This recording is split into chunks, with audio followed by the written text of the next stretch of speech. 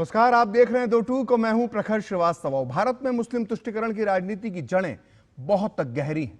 आजादी से पहले और आजादी के बाद मुस्लिम अपीजमेंट की सियासत के हमने कई चेहरे देखे, लेकिन इस वक्त अगर सबसे ज्यादा कहीं मुस्लिम तुष्टिकरण के आरोप लगते हैं तो वो है पश्चिम बंगाल में, और इन आरोपों के केंद्र में होती हैं राज्य की मुख्यमंत्री ममता बनर्जी। लेकिन जैसे जैसे बंगाल चुनाव का समय करीब आ रहा है, मुस्लिम वोट बैंक की राजनीति अपनी सारी हदें पार करती जा रही है। एक तरफ एसआईआर से घबराकर बांग्लादेशी घुसपैठिए वापस अपने मुल्क भागने लगे हैं, तो वहीं एसआईआर से डरकर ममता बनर्जी ने अब राज्य के मुसलमानों की भावनाओं को भड़काने के लिए एक नया कदम चल दिया है। वो इस साल 6 दिसंबर को सद्भावना दिवस के नाम से कोलकाता में एक विशाल रैली करने जा रही हैं। भले इसका नाम सद्भावना है, लेकिन हकीकत में यह रैली एक तरह से भावना को भड़काना है, क्योंकि यह रैली 6 दिसंबर 1992 को बाबरी मस्जिद के विध्वंस की याद में होगी। इस रैली में टीएमसी मुसलमानों की भीड़ जमा करेगी और उनके सामने ममता बनर्जी और उनके भतीजे अभिषेक बनर्जी जोशीले भाषण दे सकते हैं। सवाल उठता है कि अगर आखिर इसकी जरूरत क्या है, आखिर क्यों इतिहास के जख्म कुरेदे जा रहे हैं। और ये कोई पहली बार नहीं हो रहा है। याद कीजिए, ममता बनर्जी ने कभी वक्फ बिल के नाम पर मुसलमानों को भड़काया, कभी सीए के नाम पर यही सब किया, और तो और ट्रिपल तलाक पर भी उन्होंने कोई कसर नहीं छोड़ी, और अब बाबरी के नाम पर भड़काया जा रहा है। सवाल यह भी है कि क्या मुस्लिम वोट बैंक ममता की सबसे बड़ी मजबूरी बन चुका है। वो जब एसआईआर नहीं रोक पा रही तो उन्हें बाबरी याद आ गई। क्या एसआईआर का इतना डर है कि ममता को तुष्टिकरण की नाव से ही उम्मीद है कि वो उसका बेड़ा पार लगा सकती है। और सवाल यह भी है कि ममता को मर्यादा पुरुषोत्तम प्रभु श्री राम के नारे से तो एलर्जी है, लेकिन विदेशी मुगल बाबर की बनाई एक इमारत से इतनी मोहब्बत, इतनी चिंता, इतना प्यार क्यों है। इतनी चिंता कि अब ममता के एक विधायक इसी 6 दिसंबर को पश्चिम बंगाल में एक नई बाबरी मस्जिद बनाने का खुल्लम खुल्ला ऐलान कर रहे हैं। यह सब क्यों हो रहा है और क्या होगा इसका परिणाम? इन सारे सवालों का जवाब आज हम तलाशेंगे। हमारे साथ होंगे चर्चा में कुछ खास मेहमान, हम उनसे चर्चा करेंगे। लेकिन पहले देखते हैं ममता दीदी की इस बाबरी पॉलिटिक्स पर किसने क्या कहा।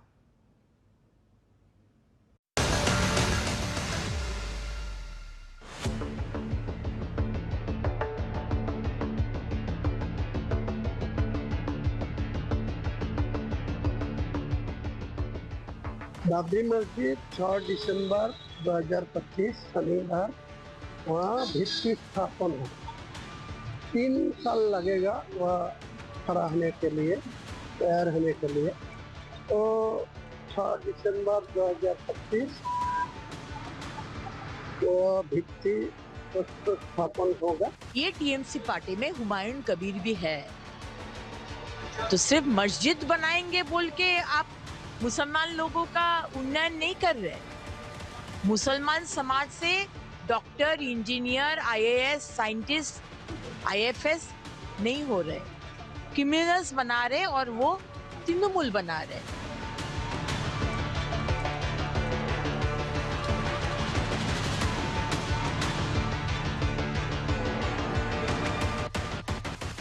Since the Babri Masjid demolition day on 6 December, it happened. Thereafter, Mamata Banerjee regularly organizing a all religion Samhati Divas on 6 December, spreading the message of our beloved constitution. देखिए, कोई भी मंदिर बना सकते हैं, कोई भी मस्जिद बना सकते हैं, लेकिन धर्म को लेकर और धर्मीय स्थल को लेकर राजनीति तृणमूल करते हैं। टीएमसी वाले हमारे मुसलमान भाई बहन के लिए क्या काम किए हैं? ममता बनर्जी जो मुस्लिम वोट को व्यवहार किए, मुस्लिम को यूज किए, उनके लिए क्या काम किए हैं? सचार कमेटी में संख्यालघु संप्रदाय को लेकर जो जो काम करने बोले थे, वो एक भी काम हुआ है?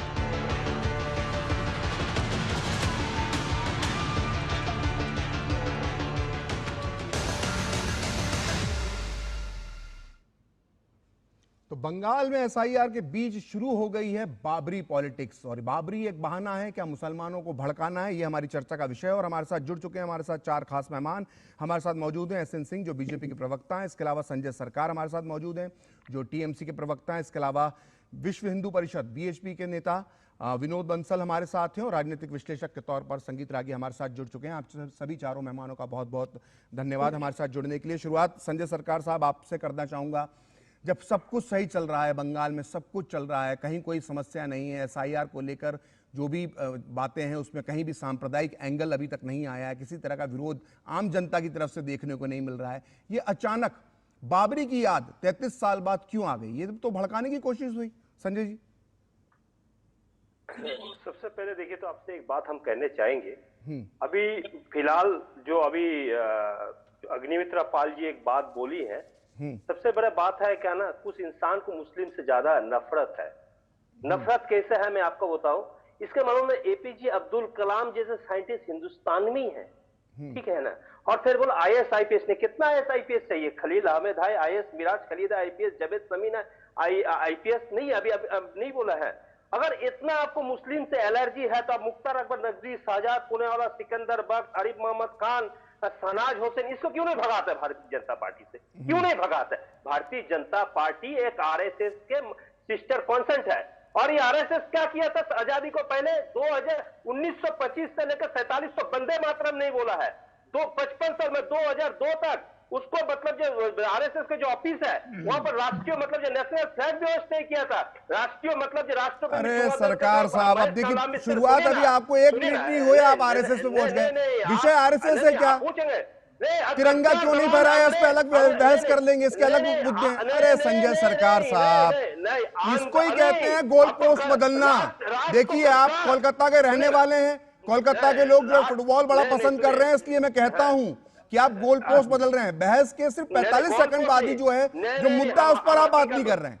नहीं, हम बिल्कुल बोल रहे हैं, लेकिन आप भी लोकतंत्र चौथे स्तंभ में बैठे हुए हैं। आप एक एंकर, हम उम्मीद करेंगे आप निष्पक्ष रूप से रहेंगे लोकतंत्र के चौथे स्तंभ के बैठ के, हम उम्मीद करेंगे। ये राष्ट्रद्रोही गद्दार और हिंदुस्तान का राष्ट्रद्रोही गद्दार जो अंग्रेजों को दलाल को आरएसएस को बारे में बोल रहा है, वो बीएचपी को बारे में बोल रहा है, जो आजादी को लड़ाई जो थे, आजादी को लड़ाई को अंग्रेज को बाबर से प्यार करने वाले, और बाबर से प्यार करने वाले कितने बड़े गद्दार हैं, इस पर कुछ बताएंगे? नहीं, हम बाबर से प्यार करने वाले कितने बड़े गद्दार हैं, इस पर कुछ बताएंगे? हम सद्भावना यात्रा निकाल रहे हैं।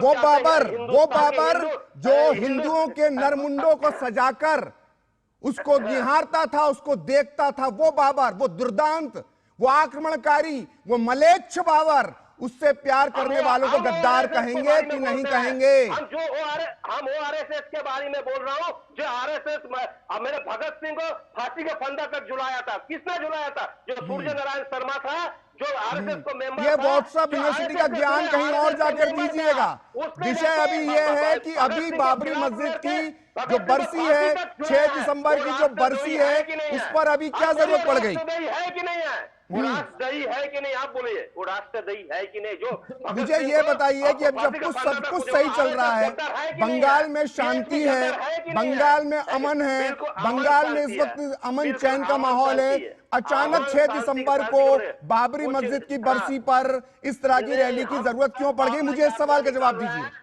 हम ये सद्भावना यात्रा जो निकाल रहा है, मैं बंगाल में चाहता हूँ भाईचारे रहे। यहाँ पर ईसाई भी रहेंगे, हिंदू भी रहेंगे, मुस्लिम भी रहेंगे, या पारसी भी रहेंगे, या आदिवासी भी रहेंगे, या आपको मतलब दलित भी रहेंगे, ओबीसी भी रहेंगे, बंगाली भी रहेंगे, बिहार के भाई बहन भी रहेंगे, और यूपी के भाई बहन रहेंगे, और बांग्लादेशी भी रहेंगे, रोहिंग्या भी रहेंगे। अगर बांग्लादेशी रोहिंग्या आते, ये सवाल आप अमित शाह के जाकर, अगर आपको अगर हिम्मत है नजर में नजर बोलने के लिए, अगर आप पत्रकार है, अगर मैंने पूछा, आपने कहा सब रहेंगे, ये भी रहेंगे, वो भी रहेंगे, सब रहेंगे, हिंदू मुस्लिम सिख ईसाई बौद्ध पारसी सब रहेंगे। तो मैंने पूछा क्या बांग्लादेशी और रोहिंग्या भी रहेंगे? बिल्कुल, बांग्लादेशी रोहिंग्या नहीं है और नहीं रहेगा। हाँ। बांग्लादेशी रोहिंग्या आता है, इसका जिम्मेदारी है। अब मुझे बताइए, अगर आपको आग नजर में नजर मिला के हिम्मत है तो अमित शाह के जाके ये बात पूछ लीजिए। हम सोचते हैं आपकी हिम्मत है, अब 56 इंची का नहीं, हम अमित शाह से भी पूछ लेंगे, लेकिन पहले आप ये बताइए कि जब बीएसएफ के लिए जमीन मांगी जाती है तो 450 किलोमीटर जो जमीन मांगी जा रही है फेंसिंग लगाने के लिए, वो ममता दीदी क्यों नहीं दे देती हैं? घुसपैठ अपने आप रुक जाएगी। ममता दीदी नहीं देता है। बॉर्डर कौन देखता है? बॉर्डर को, बॉर्डर रोड नहीं, तो बॉर्डर पे फेंसिंग बनाने के लिए जमीन राज्य सरकार देगी ना। अमित शाह क्या बोला है? हाँ। अमित शाह क्या बोला? बॉर्डर से घुसपैठिया घुसता है, वहां पर हम लोग ठीक से ध्यान नहीं दे, वो नदी है, पहाड़ है, आपको ये इसके चाल में घुसपैठी घुस रहा है। अमित शाह खुद बोला कि नहीं है? ये बात आप बोलिए। अगर नहीं बोला, नहीं अगर बोलेंगे तो हम अभी आपको वीडियो क्लिप दिखा देंगे, आप देख लीजिए अमित शाह किस तरफ से। अच्छा, मुझे ये बताइए, अच्छा संजय जी ये बताइए, संजय सरकार जी ये बताइए, तो आयोजन जो है ये टीएमसी का जो अल्पसंख्यक मोर्चा है लगातार हर साल करता रहा है। कभी ममता बनर्जी, अभिषेक बनर्जी इस तरह की रैली में नहीं जाते थे, 6 दिसंबर वाली इस रैली में। इस बार अचानक क्या जरूरत आ पड़ी कि वो दोनों इस रैली के अंदर जा रहे हैं? अगर इतनी चिंता थी तो पहले भी जाते ना। नहीं, हिंदुस्तान को माहौल एक तरफ खराब करना चाहते हैं, एक तरफ से तालिबानियों को, जितना मंत्री है तालिबानियों का आतंकवादी है, उससे फोटो और फोटोशिप तैयार करने के लिए मोदी तैयार हो जाता है। लेकिन इसको हम लोग क्या बोलता है, आप तालिबान से बैठते, आतंकवादी से, आप तालिब होसेन शेख जैसे कठोर आतंकवादी जो अमित शाह को पीछे खड़ा होता है, फिर उसको अपना आर्मी ने कश्मीर में इनकाउंटर करता है, ये सब तो आप भी देखे हैं। हम सद्भावना यात्रा करते हैं, हम एक शांति का वातावरण रखने चाहता है। बंगाल और हिंदुस्तान के हिंदुस्तान है सभी धर्म के। यहाँ पर जैसे एपीजे अब्दुल कलाम भी है, सैफुल्लाह खान भी थे, जो मतलब ये किया है, और जैसे मोहम्मद हमीद जो पाकिस्तान के साथ में जो लड़ाई हुआ था 65 में, जिस लड़ाई में जान गंवाए हैं, वो हिम्मत के साथ वो हिंदुस्तानी है, ये हम बोलने चाहते हैं। अगर रोहिंगा आता है, अगर रोहिंगा आया तो बंगाल का, और उसका अब्दुल हमीद से एपीजे कलाम का 6 दिसंबर से क्या संबंध है? हम तो सद्भावना यात्रा इस कारण में करता है भाई, आप मंदिर तो 6 दिसंबर ही क्यों? मत तोड़ो, आप सद्भावना यात्रा में आप शामिल हो, हिंदुस्तान के बनाओ, साइंटिस्ट बनाओ। 6 दिसंबर को याद करना है तो बाबा साहब अम्बेडकर को याद कीजिए, महानिर्माण दिवस है उनका। हम तो सबको याद करते हैं, लेकिन हम चाहते हैं गोबर गोमूत्र से Bharatiya Janata party, BSP, RSS निकाल के आके एक साइंटिस्ट देश तो मतलब इसका कोई मुस्लिम तुष्टीकरण, मुस्लिम वोट बैंक से कोई संबंध नहीं है। खैर चलिए, ठीक है, आपने अपनी बात कह दी, आपने अपनी बात कह दी, ठीक है। अन्य मेहमान भी मेरे साथ है, एसएन सिंह साहब, जो बार आपने पूरी बात सुनी कि किस तरह से जो है संजय सरकार साहब ने अपनी बात रखी, और जब ये बात आती है तो कई बार हिंदू संगठन भी जो है वो 6 दिसंबर को शौर्य दिवस मनाते हैं। अगर ऐसे में ममता बनर्जी अगर सद्भावना दिवस मना रही हैं तो इसमें किसी को क्या दिक्कत होना चाहिए? नहीं प्रखर जी, बिल्कुल दिक्कत नहीं है। किसको दिक्कत है? जो जिस विचारधारा का होगा उसी को तो मनाएगा। किसी को बाबर प्यारा है, किसी को भारत प्यारा है, जिसको भारत प्यारा है वो शौर्य दिवस मनाएगा, और जिसको बाबर प्यारा है वो बाबर की बरसी मनाएगा। मनाना चाहिए। आने वाले समय में देखिएगा 1 साल बाद पश्चिम बंगाल के लोग टीएमसी की बरसी मनाएंगे, तो याद दिलाने की बात है। आदत डाले। अभी इन्होंने तो बड़ी अच्छी अच्छी बात कही आपके समय, आपके जिम्मेदारी से इन्होंने कहा एपीजे कलाम साहब को देखिए, भारतीय जनता पार्टी भारत के लोग सर ऊपर लगाने का कार्य करते हैं, क्या करते हैं, केवल रोहिंग्या के साथ खड़े होते हैं, और जब दुर्गा पूजा होता है ना उसको प्रतिबंधित करने का कार्य करते हैं, रामनवमी में एक तरफा का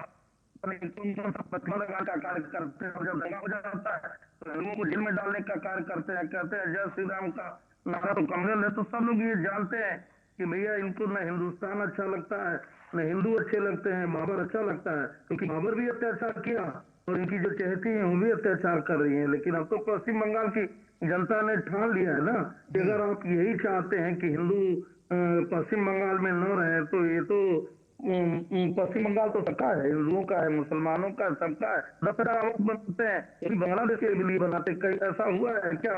इस तौर पे आज जो ये बरसी मनाने का कार्य कर रहे हैं, इस याद मना रहे हैं कि वह बाबर जो इनका चहेता था, बाबर जो भारत पे आक्रमण करता था, वो बाबर जो हमारी इज्जत आबरू को लौटने का कार्य किया, वो हम था, इसका भारत से कोई रिश्ता नहीं था।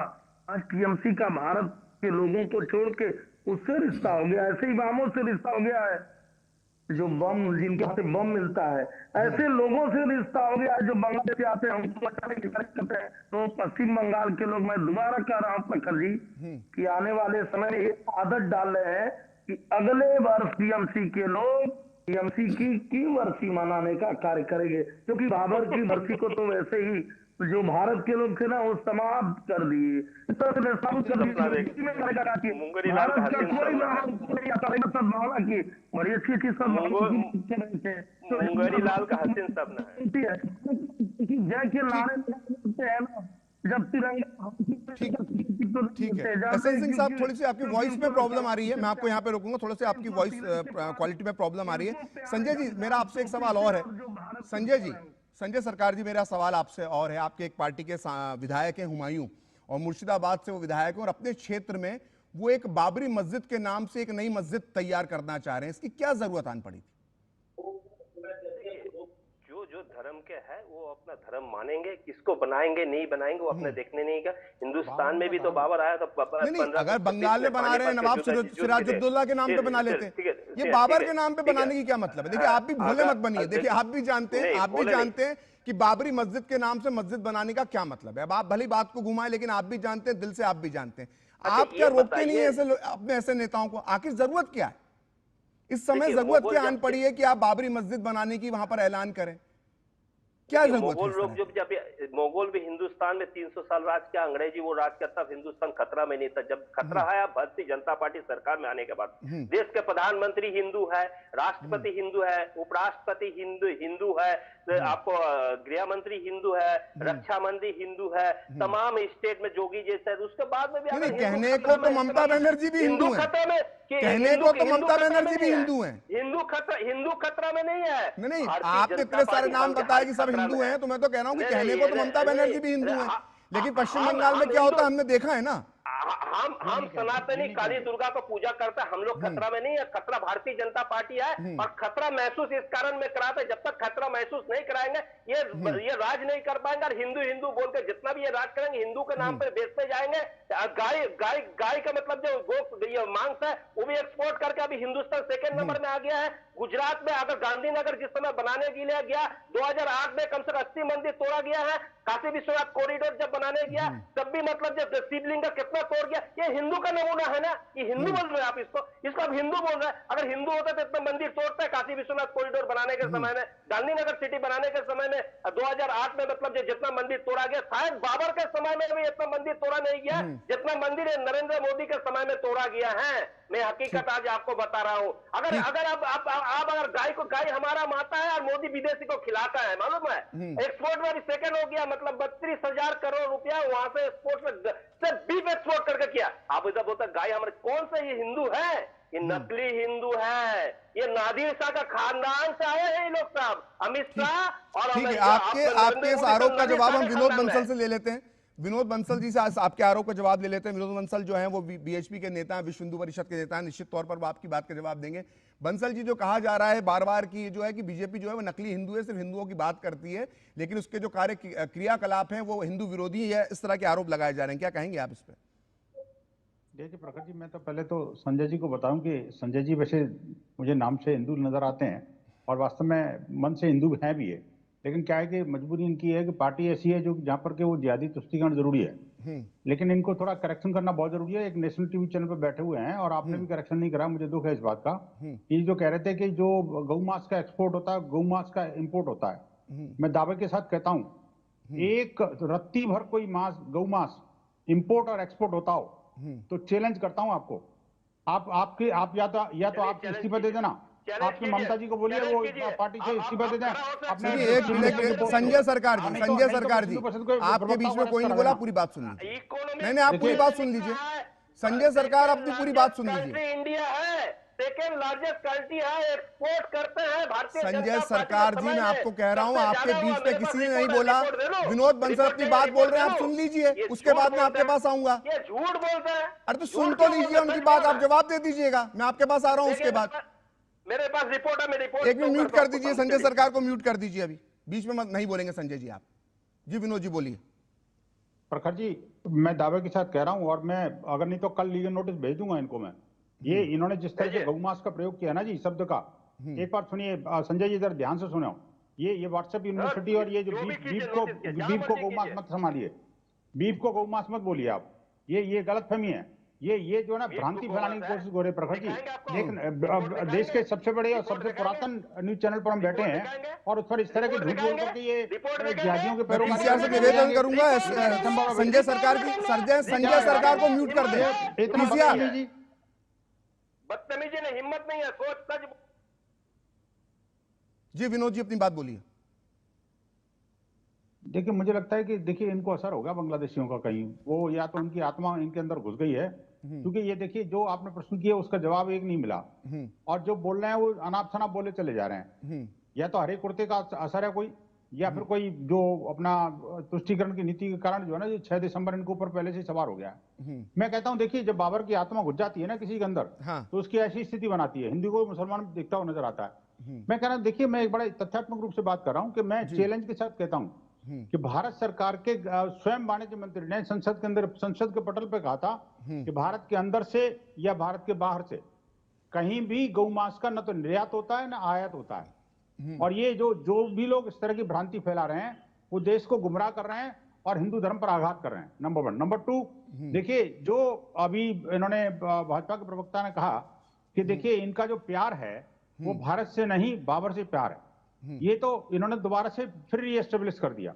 लेकिन तीसरी बात, मैं एक बात बता दूंगा इनको बड़ा स्पष्ट तौर पर, मैं याद दिला देता हूं, 90 के दशक में प्रखर जी, आप तो बहुत वरिष्ठ पत्रकार हैं, उस जमाने का आपने रिपोर्टिंग की है, पत्रिकाएं लिखी और आपने पुस्तकें लिखी हैं। मैं कहता हूं कि 90 के दशक में पूज्य संतों का और हिंदू समाज का संकल्प था कि मंदिर वहीं, मस्जिद नहीं और बाबरी कहीं नहीं।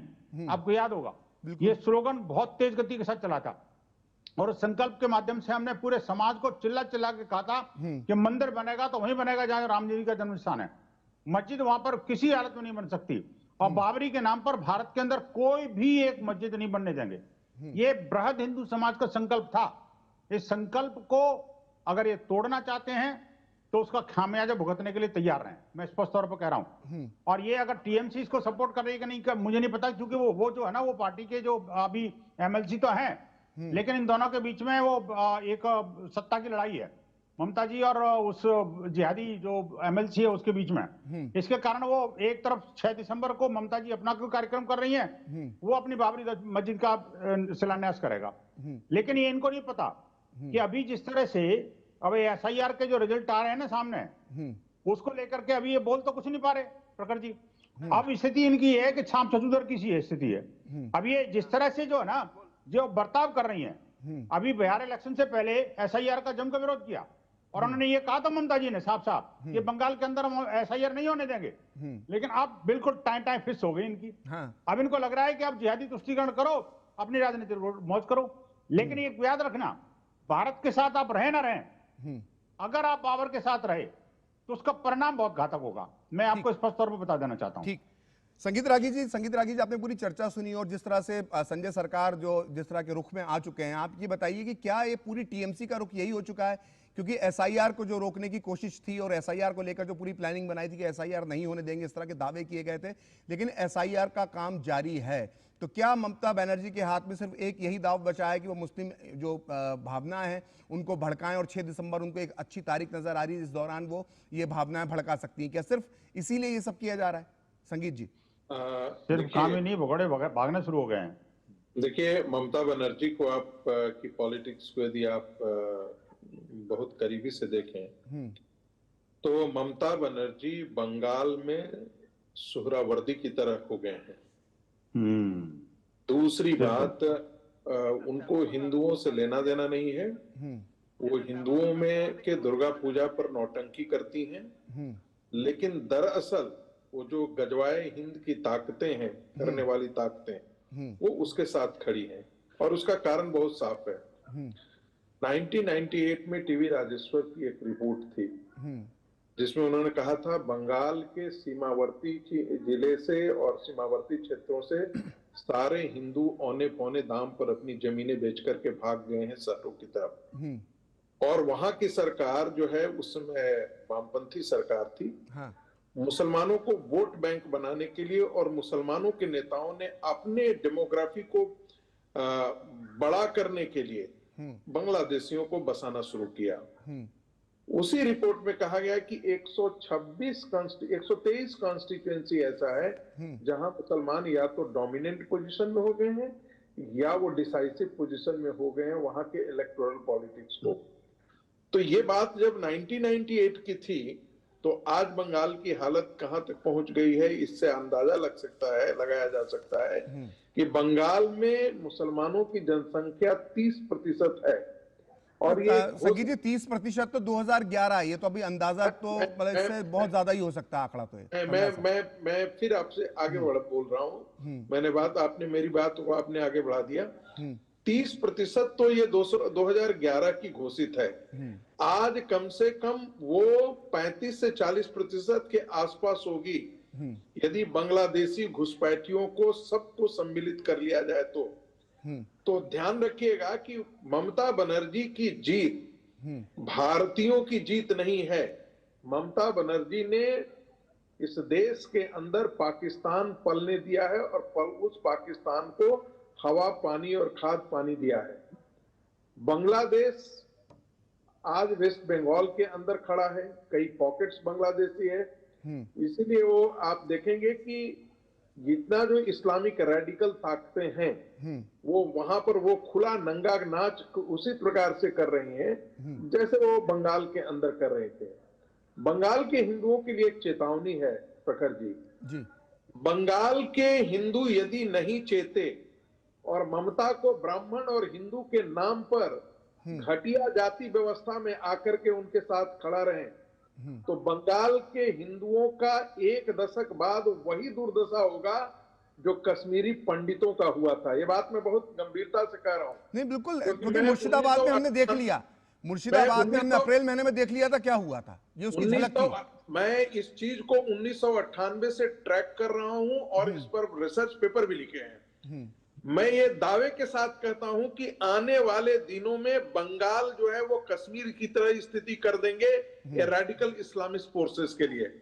ये देखना है कि बंगाल का हिंदू समाज ऐसे घटिया नेतृत्व जिसमें सोहरावर्दी और जिन्ना की आत्मा दोनों एक साथ प्रवेश कर गई है, ऐसे नेतृत्व को किस प्रकार के भगाते हैं, किस प्रकार से उन्हें सत्ता से बाहर करते हैं। और जो लोग जो जुडिशियरी में है, ये मैं अपने जिम्मेदारी पर कह रहा हूं जी, जुडिशियरी में बैठे लोग जो आधार कार्ड के बारे में इतने जजमेंट दिया उन्होंने बिहार के अंदर, उनको एक बार जरा सोच लेना चाहिए कि ये देश सिर्फ लीगल टेक्निकलिटीज के आधार पर इस देश को बर्बाद कर देंगे।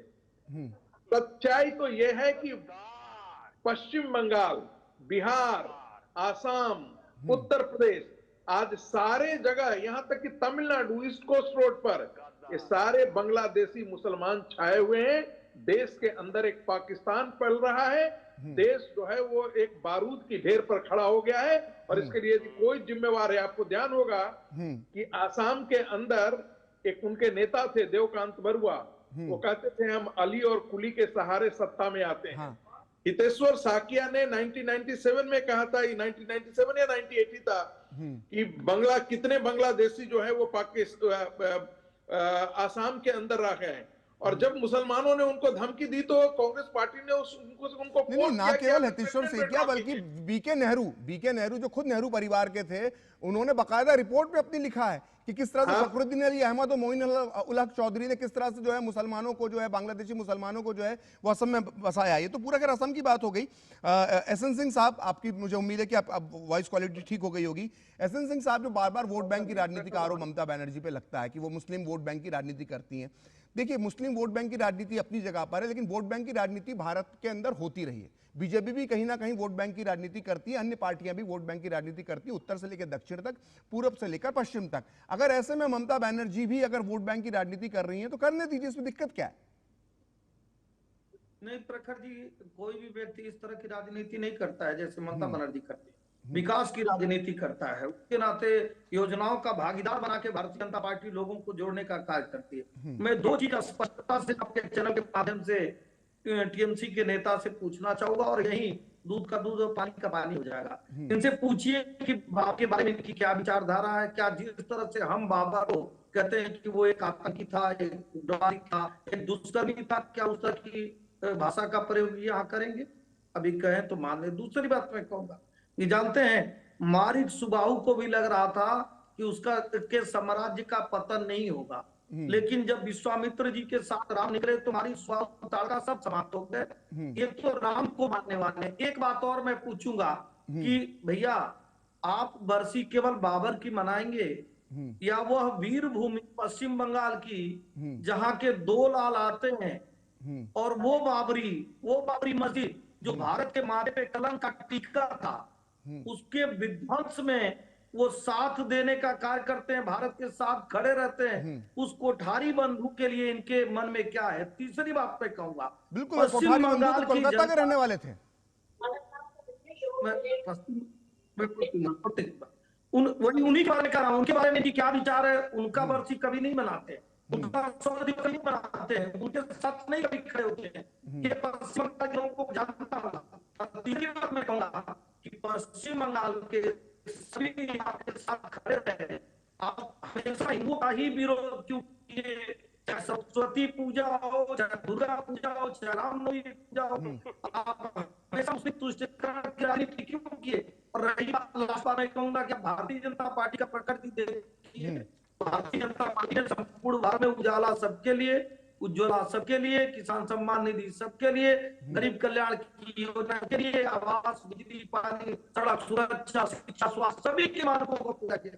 लेकिन पश्चिम बंगाल में ममता बनर्जी के जो भी कार्य हैं वो भारत विरोधी कार्य हैं, वो हिंदू विरोधी कार्य हैं, वो भारत के विकास विरोधी कार्य हैं। केवल और केवल वोट की राजनीति करना है, कैसे सत्ता बची और बनी रहे, हिंदुओं को गाली देते रहिए, भारत के विरोध में कार्य करते रहिए, बांग्लादेशियों को अपने आंचल में छुपाते। निश्चित तौर पे इस बार जो है पश्चिम बंगाल में इनकी बरसी बनने वाली है।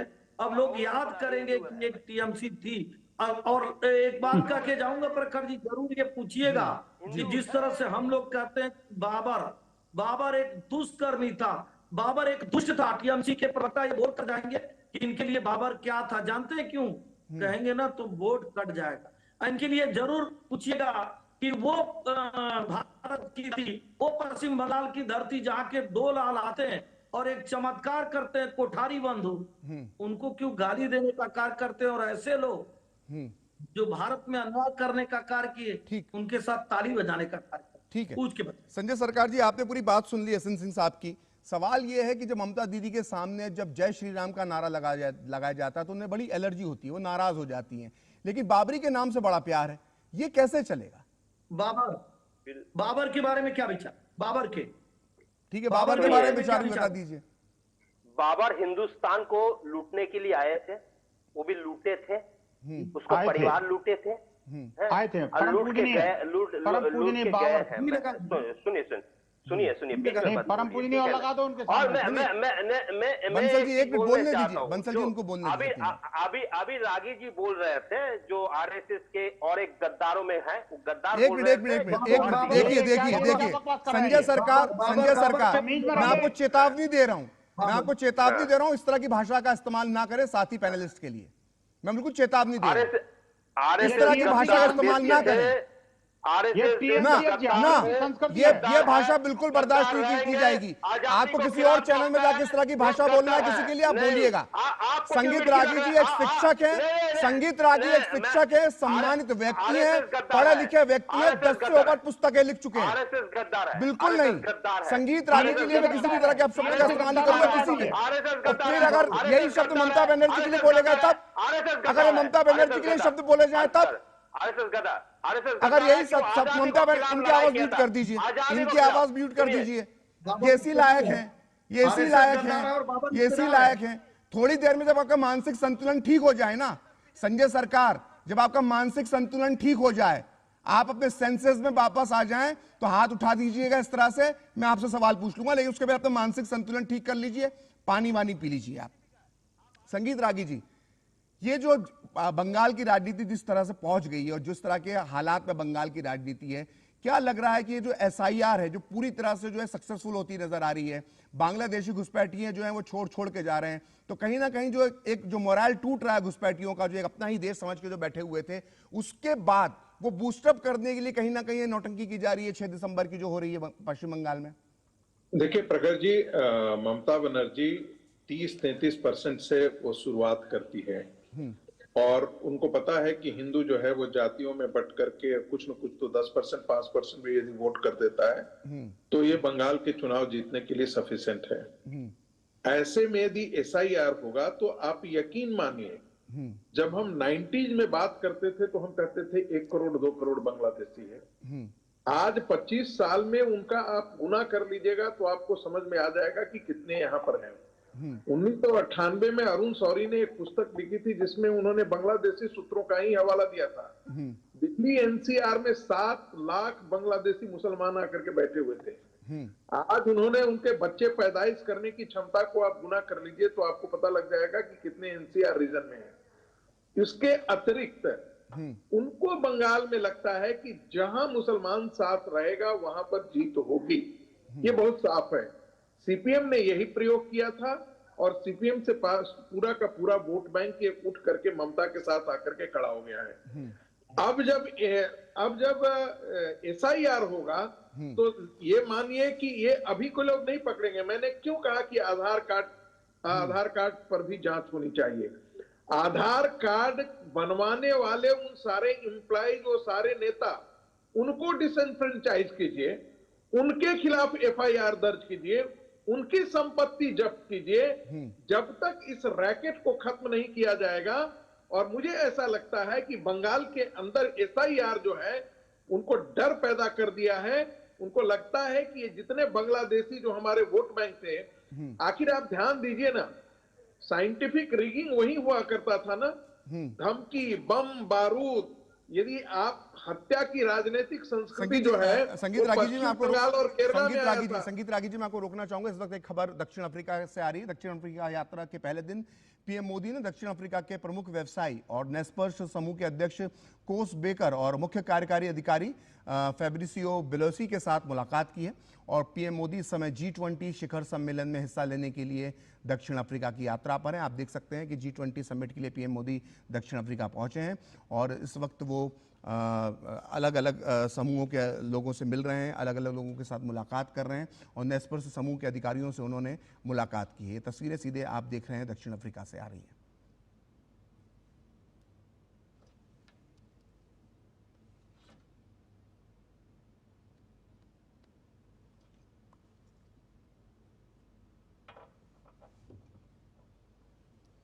What surprises me about Prime Minister Modi is how well informed he is.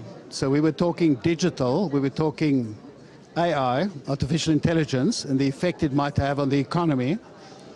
And he's really well informed. For example, he could brief us on what's happening in India. In February, there's going to be a big AI conference. And we also discussed with him the investments we make in India.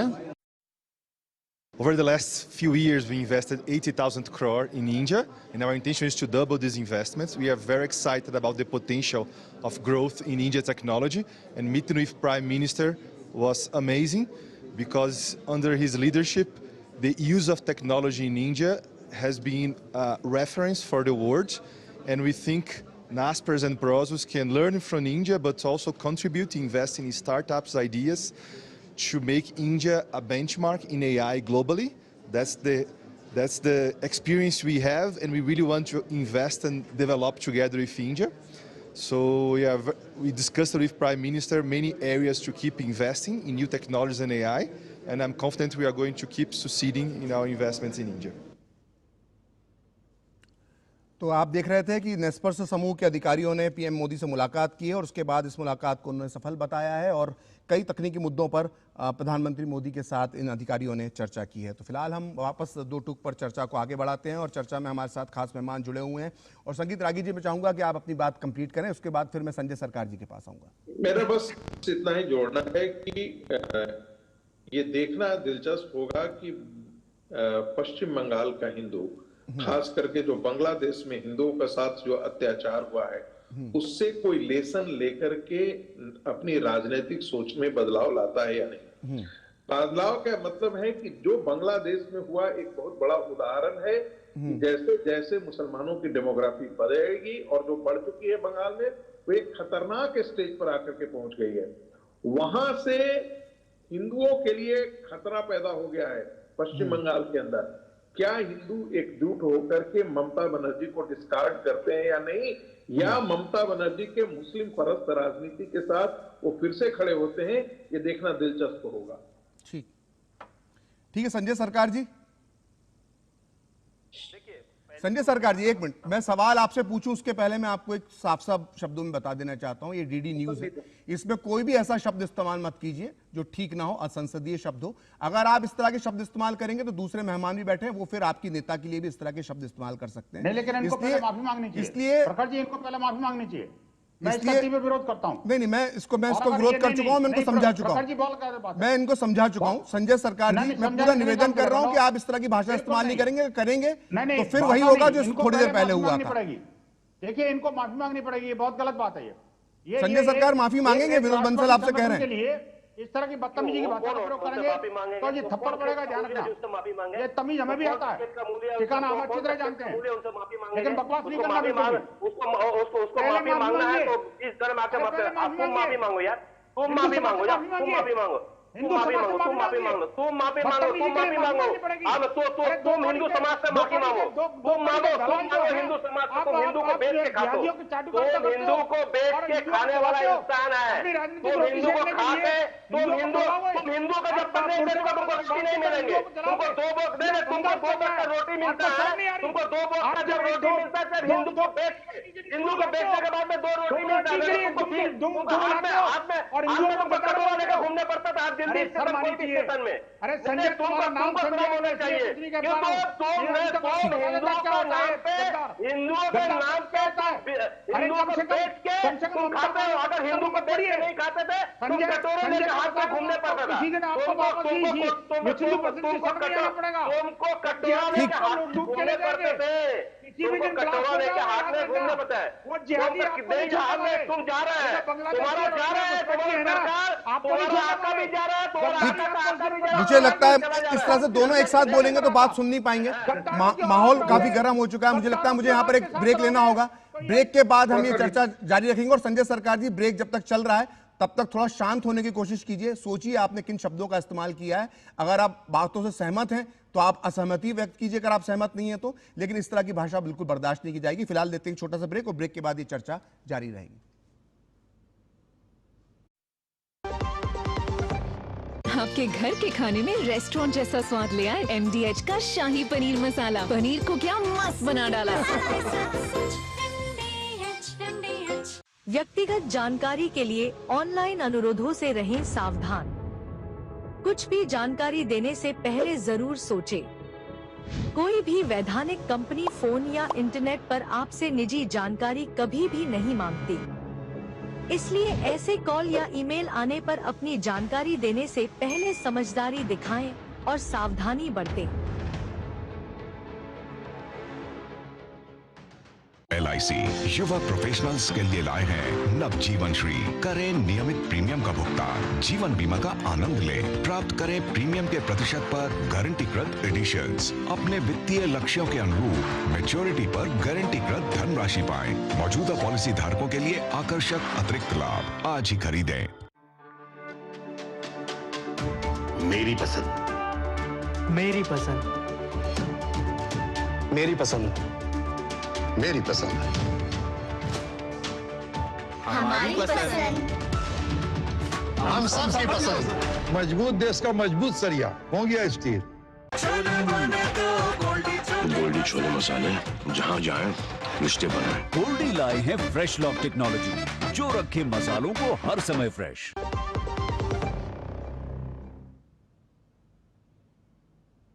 तो break के बाद 2 टूक में आपका फिर से स्वागत है और हम चर्चा कर रहे हैं कि जो बाबरी मस्जिद का एंट्री जो है SIR के बीच में जो पश्चिम बंगाल की राजनीति में हो गई है, और 6 दिसंबर को ममता बनर्जी ने सद्भावना दिवस के तौर पर जो है ये एक रैली करने का एक घोषणा की है। संजय सरकार हमारे साथ मौजूद है, TMC के नेता।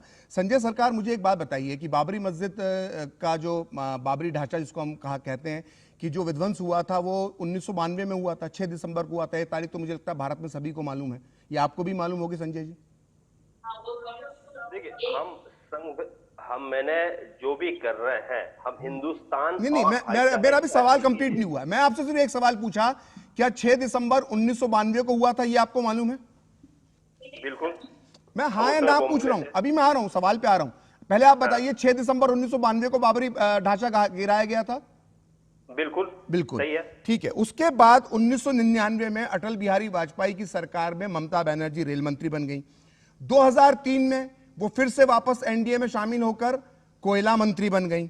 उसके बाद 2006 में ममता बनर्जी की टीएमसी ने मिलकर पश्चिम बंगाल में बीजेपी के साथ चुनाव लड़ा, एनडीए के साथ चुनाव लड़ा और 2009 में जाकर साथ छोड़ा। तो जो 1992 में जो उनको सद्भावना दिवस अब दिखाई दे रहा है 6 दिसंबर 1992 की घटना के बाद 2025 में, ये अगर उसी समय दिखाई देना शुरू हो गया था तो वो 1999 के अंदर अटल बिहारी वाजपेयी की सरकार में शामिल क्यों हुई? मैं सबसे पहले देखिए अटल जी को सरकार में एक सब में एक अच्छे नेता थे अटल जी, ये मैं कोई दो राय नहीं है। और सबसे बड़े बात ये बोलना चाहता, अटल जी को मन में जो भावना थे वो भावना इस समय भारतीय जनता पार्टी कोई भी नेता को मन में नहीं है। एक क्या हुआ, एक उग्रवाद के तरफ एक राजनीति हो रहा है हिंदुस्तान के अंदर में। हम क्या कर रहे हैं, आज हिंदू मुसलमान में लड़ाई कर रहे हैं, आज लड़ाई कर रहे हैं। आज मेरे एक बोले हैं, अब एक भाई बोला है जो सोहरदी का मंत्रिमंडल में श्यामा प्रसाद मुखर्जी खुद इन्वॉल्व हुए थे, वहां पर मंत्री थे। जो अनडिवाइडेड बेंगलोर था, सोहरदी प्रधानमंत्री थी, श्यामा प्रसाद मुखर्जी वो मंत्रिमंडल में शामिल हुए थे। ठीक है, मैं आपको बता रहा हूँ मंत्रिमंडल में शामिल हुए। और भारतीय जनता पार्टी के एक नेता है, आप भी मालूम है, Shantanu Thakur, minister of state shipping, आपको सब कुछ मालूम है। इसने एक लेटर लिखा था किसको, कमांडो जो है 85 बैटालियन में, उसमें क्या लिखा था, जियाउल रहमान के लिए लिखा था वो 3 केजी बीफ लेके जाएंगे, इसको परमिशन देने के लिए। लेटर का कॉपी है, ये लेटर का कॉपी है। कोई अगर चैलेंज करता है तो अगर चैलेज कर सकता है, मैं आपको दिखाता हूं, ये लेटर का कॉपी है। ये लेटर में बोले 3 केजी बीफ लेके जियाउल रहमान जाएंगे 85 बैटालियन में, उसको लिखे, उसका सिग्नेचर है, उसको लेटर है, लेटर में लिखा गया है। हम क्यों बोलते हैं नकली हिंदू है? एक सनातनी होने के चलते ये हम तो कभी नहीं लिख सकते हैं। ठीक है संजय जी, संजय जी, संजय जी, संजय जी, हम लोग जो झेले हैं, संजय जी, जो झेले हैं, शायद जो झेले हम लोग क्या थे कि हम लोग एक मिनट, एसएन सिंह साहब, एसएन सिंह आ रहा हूं मैं आपको। संजय जी, संजय जी, मुझे बहुत अच्छा लगा आपने श्यामा प्रसाद मुखर्जी का नाम दिया। एक मिनट मेरी बात हो जाने दीजिए। मुझे बहुत अच्छा लगा और आपको बधाई कि आपने श्यामा प्रसाद मुखर्जी का नाम लिया। लेकिन क्या आप जानते हैं कि श्यामा प्रसाद मुखर्जी नेहरू मंत्रिमंडल से अलग क्यों हो गए थे? कभी आपने इसको ये विषय जानने की कोशिश की है या आपने कुछ इतिहास पढ़ा है? इतिहास हम जितना नहीं, मुझे बताइए ना कि श्यामा प्रसाद मुखर्जी, मेरी बात सुन लीजिए ना संजय जी प्लीज, संजय जी प्लीज मेरी बात सुन लीजिए। श्यामा प्रसाद मुखर्जी नेहरू जी के मंत्रिमंडल में थे, उन्होंने वो मंत्रिमंडल क्यों छोड़ा था, किस मुद्दे पर छोड़ा था, क्या आपको ये पता है? सुनिए, मैं सब कुछ पता, मैं आपको बताता हूं, नहीं पता है आपको नहीं पता है। आपको पता होता तो आप कभी श्यामा प्रसाद मुखर्जी का नाम नहीं लेते। श्यामा प्रसाद, अब देखिए संजय जी, देखिए संजय जी, संजय जी, संजय जी, संजय जी प्लीज आप मेरी बात सुन लीजिए, मेरी बात सुन लीजिए। श्यामा प्रसाद मुखर्जी ने नेहरू जी का मंत्रिमंडल नेहरू और लियाकत पैक्ट, जो लियाकत अली खान पाकिस्तान के प्रधानमंत्री थे, उसके विरोध में छोड़ा था। और नेहरू और लियाकत पैक्ट के विरोध में क्यों छोड़ा था? क्योंकि उस वक्त जो पूर्वी पाकिस्तान था, जो वर्तमान बांग्लादेश था, वहां पर हिंदुओं की अत्याचार हो रहा था, हिंदुओं की हत्याएं हो रही थी, महिलाओं से बलात्कार हो रहा था और बड़ी तादाद में हिंदू जो है वो भाग भाग कर पश्चिम बंगाल जो आपका राज्य है उसमें आ रहे थे। और श्यामा प्रसाद मुखर्जी ने उन बांग्लादेशी हिंदुओं की आवाज उठाने के लिए नेहरू मंत्रिमंडल को छोड़ दिया था। लेकिन आप जिन श्यामा प्रसाद मुखर्जी की आप बात कर रहे हैं, आप उसके उलट काम करते हैं। आपने नाम तो इस्तेमाल कर लिया श्यामा प्रसाद मुखर्जी का, लेकिन श्यामा प्रसाद मुखर्जी की जो भावना पूर्वी पाकिस्तान बांग्लादेश के हिंदुओं के प्रति थी, वो भावनाएं टीएमसी में, ममता बनर्जी में और संजय सरकार मुझे आप में नहीं दिखाई देती है। ये इतिहास आनंद मठ में एक लिखा गया था 1940 में लिखा गया था, सुभाष चंद्र बोसु और सुभाष चंद्र बोसु, उसमें कॉन्वर्सेशन हो रहा है। क्या कॉन्वर्सेशन हो रहा है? सुभाष चंद्र बोसु ने बोल रहा है हमको शर्म होता है, श्यामा प्रसाद मुखर्जी जैसे इंसान हिंदुओं के नाम पे राजनीति करता, आजादी को खिलाफ बोल रहे हैं। बात अभी आप तारीफ कर रहे थे श्यामा प्रसाद मुखर्जी की, अब आप बुराई करने लगे। आप एक बार तो तय कर लीजिए ना, एक बार तय कर लीजिए ना। वो सोहरदी के मंत्रिमंडल में कौन था? किसके मंत्रिमंडल में? किसके मंत्रिमंडल में? सोहरदी का मंत्रिमंडल में। अपना व्हाट्सएप यूनिवर्सिटी का ज्ञान कहीं और रखिएगा। श्यामा प्रसाद मुखर्जी कभी सोहरावर्दी के मंत्रिमंडल में नहीं रहे। मैं चैलेंज कर रहा हूं, मैं चैलेंज कर रहा हूं आपको। खुली चुनौती दे रहा हूं, श्यामा प्रसाद मुखर्जी कभी सोहरावर्दी के मंत्रिमंडल में नहीं रहे। मैं पत्रकारिता छोड़ दूंगा, मैं पत्रकारिता छोड़ दूंगा। अगर सोहरावर्दी के मंत्रिमंडल में श्यामा प्रसाद मुखर्जी रहे थे तो मैं पत्रकारिता छोड़ दूंगा। खुला चैलेंज कर रहा हूं मैं आपको, आज मैं खुला चैलेंज कर रहा हूं आपको। नहीं, बिल्कुल नहीं। फजलुल हक के मंत्रिमंडल में थे, मौलाना फजलुल हक के मंत्रिमंडल में थे, और फजलुल हक कृषक प्रजा पार्टी के नेता थे। कृषक प्रजा पार्टी के नेता थे फजलुल हक, कृषक प्रजा पार्टी के नेता थे। आपका सामान्य ज्ञान, आपका सामान्य ज्ञान अति सामान्य है। आपका सामान्य ज्ञान अति सामान्य है। आपको इतिहास की कोई जानकारी नहीं है। आपको माफी मांगना चाहिए जो आपने बोला उसके लिए। आपने गलत इंफॉर्मेशन दी। आप व्हाट्सएप यूनिवर्सिटी के पढ़े हुए हैं ना, आप गलत फैक्ट बोल रहे हैं, आप गलत बात बोल रहे हैं। सोहरावर्दी के मंत्रिमंडल में श्यामा प्रसाद मुखर्जी रहे, आप साबित ही नहीं कर सकते कि क्योंकि ऐसा हुआ ही नहीं है। आप भाजपावाद, आप राष्ट्रवाद तो है ही नहीं, भाजपावाद है पूरे। आपको आरएसएस आपकी स्थिति ये है, आपकी बुद्धि का स्तर, आपका मानसिक स्तर ये है कि आपको पश्चिम बंगाल का इतिहास तक नहीं मालूम है। आपको बंगाल का इतिहास तक नहीं मालूम है। आपको मिर्ची क्यों लगता है मालूम है? आप जब हम अरे आप गलत बात बोलेंगे तो मिर्ची क्या, गुस्सा तो आएगा ही। अगर आप गलत बात बोलेंगे, गलत फैक्ट रखेंगे तो गुस्सा आएगा ना। चाटुकारिता कर लीजिए। चाटुकारिता क्या होती है? आप बोल रहे हैं श्यामा प्रसाद मुखर्जी सोहरावर्दी के मंत्रिमंडल में थे। आपका ये सामान्य ज्ञान का स्तर है, आपका सामान्य ज्ञान का स्तर ये है। आप पढ़े लिखे नहीं है, आपको इतिहास नहीं मालूम है, आपको बंगाल का इतिहास नहीं मालूम है। आप महामूर्खों की तरह बात कर रहे हैं। आप मूर्ख हैं, आप पत्रकार। आपका देख लिया मैंने, आपका अकल का स्तर देख लिया, आपका सामान्य ज्ञान अति सामान्य निकला। हंसी आ रही है कि आप टीएमसी के नेता हैं और आपको बंगाल का इतिहास नहीं मालूम है। आपको ये नहीं मालूम कि श्यामा प्रसाद मुखर्जी ने क्यों इस्तीफा दिया था। आपको ये नहीं मालूम श्यामा प्रसाद मुखर्जी किस पार्टी की सरकार में शामिल हुए थे। आपको एजुकेशन क्वालिफिकेशन है गोमूत्र यूनिवर्सिटी से पढ़ के आने के। हाँ, क्वालिफिकेशन आपको पता वो तो दुनिया देख लेगी। अभी दुनिया गूगल कर लेगी और मालूम पड़ जाएगा श्यामा प्रसाद मुखर्जी किसकी सरकार में थे, किसकी सरकार में नहीं थे। आप एक्सपोज हो गए हैं। ममता बनर्जी को तत्काल आपको अपनी पार्टी से निष्कासित कर देना चाहिए। आप ये डिजर्व करते हैं। आपको मालूम नहीं, आपको अपनी पार्टी से ममता बनर्जी को निकाल देना चाहिए। ममता बनर्जी आपको अपनी पार्टी से निकाल सकती है। आपने वो गलती कर दी आज। निकालने तो आपको चाहिए दूरदर्शन से। अच्छा, कम से कम मैं फैक्ट तो बता रहा हूँ, कम से कम मैं आपको सच्चाई तो बता रहा हूँ। आपको सच्चाई नहीं मालूम है। खैर, आप आरएसएस बीजेपी से आते हैं, इसके लिए आपको पुश बैक करके यहाँ पर जी एसएन सिंह साहब 10 जी जी बोलिए। जी जी बोलिए। पूरे डिबेट को टाइप का व्यक्ति खा गया। मुझे इनके उसमें नहीं जानना है। सबकी आवाज ठीक नहीं आ रही। हम बढ़ेंगे। विनोद बंसल साहब आप अपनी बात बोलिए। विनोद बंसल साहब देखिए, मैंने सामान्य तौर पर देखा है कि डिबेट में कोई जिहादी आ जाता है तो वो डिबेट को हाईजैक करके ले जाता है। लेकिन आज तो जिहादियों का मित्र इतना स्ट्रांग हो गया कि वास्तव में वो तो कुछ वर्दी का असर, कुछ पार्टी का असर, तो कुछ विदेशी घुसपैठियों का असर, सारी चीजें कंबाइंड करके ना वो तो एकदम जिहादियों का बापू बन गया। एक्चुअली ऐसा लग रहा है जैसे कि जो बाबर नहीं, बाबर की आत्मा इनके ऊपर चढ़ गई है। और आप वास्तव में देखा जाए, देखिए जो इलॉजिकल डिबेट जो है ना जिस तरह से कर रहे हैं, और जिस अपने पत्रकार ने आपको ये इतना बड़ा मंच प्रदान किया, उसी को लेकर के आप उसके आंखें उंगली उठाने का काम कर रहे हैं, तो वो बिल्कुल वैसे ही है जैसे कि वो अपना किसी अपनी थाली में, जिस थाली में खाते हो उसमें छेद करना।